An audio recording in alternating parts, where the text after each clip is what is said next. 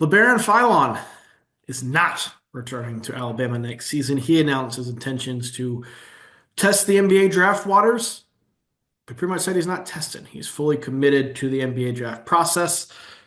Really good freshman season for Alabama. 10.6 points, 3.8 assists, 3.3 rebounds, playing next to Mark Sears.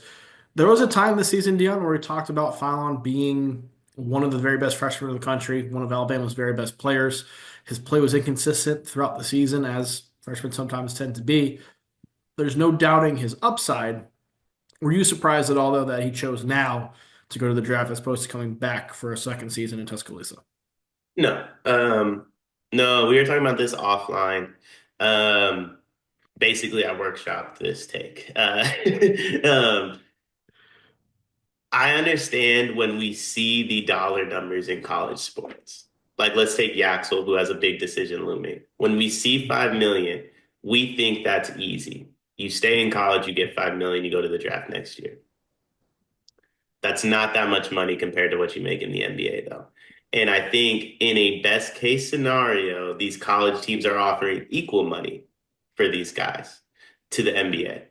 If I can make equal money that I can make in the NBA, where I get to fly on private jets, I get to travel across the country. I'm playing 82 games. I'm probably getting a multi-year guaranteed deal, right? And we're not worried That about algebra. I'm not yet. I don't have to go to chemistry class. My whole focus is my craft. That's such an easy decision. And I understand when we see these numbers, we think college players make too much. I'm here to make the argument based upon LeBaron Philon's decision, based upon Will Riley's decision, based upon Yaxel Lendenberg's looming decision. These players don't make enough. Um, if you're genuinely trying to go, let's say we're going band for band. Like seriously, if you're Yaxel, yes, 5 million is a lot of money.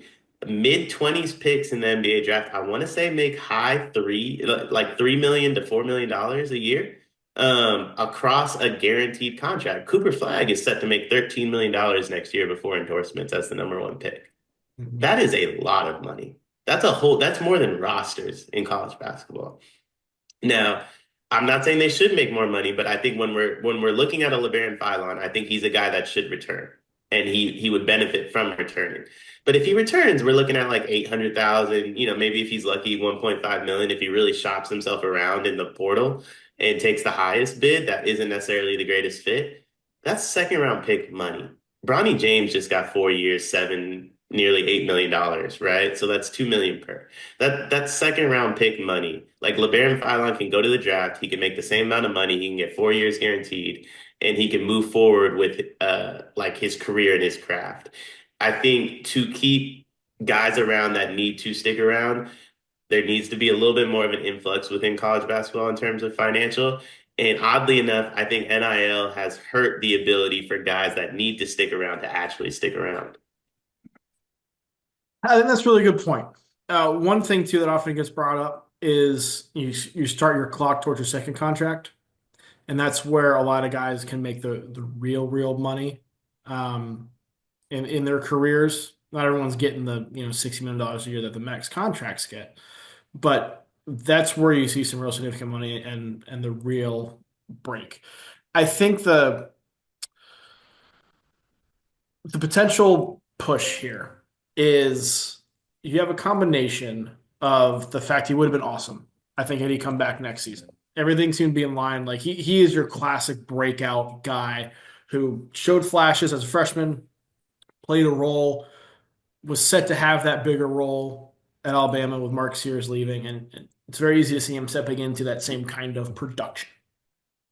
And so to miss out on that when you're like, okay, let's prove ourselves at this level, be a star that we can be, and potentially go higher in the draft next year. That couple that with the fact that he's currently not projected to be picked in ESPN's most latest mock draft, I think it's a little there's some give and take there. At Is he some really not supposed to be picked? Because I saw him 40. I thought I saw him 43rd. I may have missed that one, but anyway, he's projected to be like a mid-second round pick. I did not see him when I did a quick scroll through and search. Um, I don't have ESPN Plus. Well, I do, but I don't know my password. It's not on this computer, so this could be a hand up accountability moment. Either way, he's projected right now to be like a second round guy to undrafted. Those Hmm. guys are not guaranteed deals, obviously. At the same time, I do think Phylon is somebody who's going to be like we're going to be talking in the channel in 2 months about who the biggest risers are and potential steals in the draft. Right. He's going to be in that conversation. We interrupt this sleepers video to talk directly to you, our loyal listener. Have you ever found yourself watching us two idiots thinking, hey, I wish there was a very easy, small way for me to show a token of my appreciation for all of their hard work on all these videos I love to watch? Well, now we have just the way to do that. Thanks to the beautiful folks over at Underdog Fantasy. They are helping us out this month, presenting a lot of the content coming out this month, giving you a chance with a amazing offer that you can use using our promo code that Gregory will tell you more about. Yeah, so college hoop season's over, but we got like big time golf tournaments. The NBA playoffs are coming. Baseball season's underway. There's still a bunch of sports on. There's still a bunch of ways to play with Underdog Fantasy. Promo code SLEEPERS. As a new customer, you can get up to 1,000 bonus credits plus a free pick. It's one of the most fun ways to play. It's a great way to support us. And on some actual like non-ad read stuff, talking genuinely here, really helps us because if Underdog loves us, if we get a lot of people to sign up, they're going to help us continue to bring you the content that you love. Show your support. Join Underdog Fantasy. Use promo code SLEEPERS. Get up to $1,000 in bonus credits and a free pick. Well, the only thing I'd hesitate to say, and this is where like the nuances of the NBA are so interesting, and they play into a LeBaron Philon's favor, actually. Um, with the new CBA, with the second apron, the first apron, the luxury tax stuff, teams want guys on cheap long-term deals. That's why Bronny, also his father, but Bronny got a 4 year. The reason Bronny got 4 years, $7.7 million, right? It's so the Lakers can pay Bron more. They can pay at the time Anthony Davis more. When you look at like look at what the Thunder did. They were the first team to do this with Lou Dort. I want to say it was 2019. They gave a guy coming off a 10-day contract. I want to say it was like a 4 year deal. Teams use the two-way deal. They bring you in as a two-way. Once your time is up, we'll convert it to a contract and we'll give you a 4 year extension at a cheap rate for you and us. It guarantees you money. It also guarantees us the ability. Now we have one cheap player on the roster, so our star guys can make more. Within that, it creates way more openings for second round picks to get guaranteed contracts. And Austin Reeves is a perfect example of this too. Went undrafted, but got a 4 year guaranteed deal. Or I think it might have been three. You know what I mean? Like these guys are getting guaranteed contracts even if they're undrafted. Labaron Philon absolutely fits that mold. I don't know if he's going to be drafted or not, or when he'll be drafted, but he will get a guaranteed deal. Trace Jackson Davis could have went in the 30s, he said. He chose to go in the 50s because the Warriors were going to give him a guaranteed contract. Like these players have a lot of flexibility and power right now with both the NBA and college. I would add too that a lot of those second round picks on draft the guys who are getting the long term deals or getting more guaranteed deals are typically the guys who have lots of potential that has not been realized or perceived to have lots of potential that just hasn't been realized yet. Phylon checks that box too. He's also a 6'4" guard who's incredibly quick, incredibly fast, and creates his own shot off the bounce. Like he is somebody who I think his game is suited to thrive in the NBA style, the more open, less physical style. I could very easily see a team taking a swing on him at the end of the first round. And like if you are the Celtics and you just got like picks to burn, or if you're the Thunder and you got picks to burn, if you're a team like the Bucks who are trying to like get younger, I could see swings happening with him because to me, he can shoot. He's inconsistent shooting the ball, but show the ability to shoot, show the ability to create off the bounce, show the ability to be a playmaker for others. He averaged nearly 4 assists per game, playing less than 25 minutes next to other guys who are more playmaking roles than him. Like he checks a lot of boxes for me. And I think when you get him in combine settings, you get him in workout settings, I think he's going to really shine. And so, like to me, he's somebody we look at now and I'm like, oh, it would have been nice if he would have come back. I think he's somebody we're going to talk about in 2 months around draft time and have it be like, Oh, hey, yeah, we're gonna take him in the 20s because he's risen that far in the pre-draft process.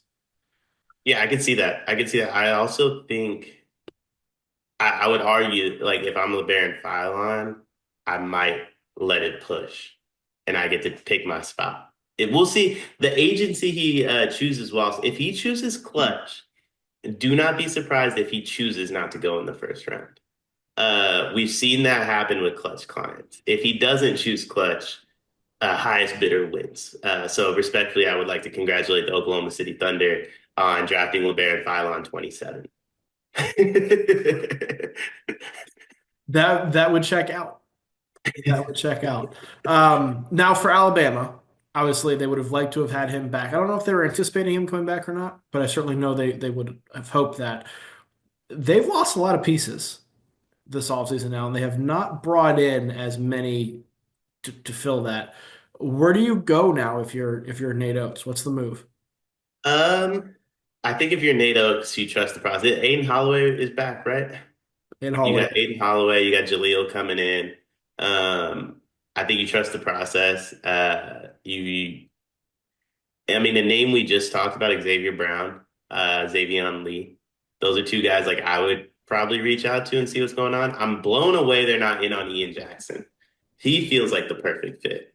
I Um, mean, maybe they are now. I yeah, think this opens up a spot for them to be more aggressive getting a guard. yeah, I think LeBaron Philon prevented them from getting guys like Adrian Woolley, by the way, who I'm not saying would change his mind. But in theory, if LeBaron Philon returned to that roster, there's less opportunity.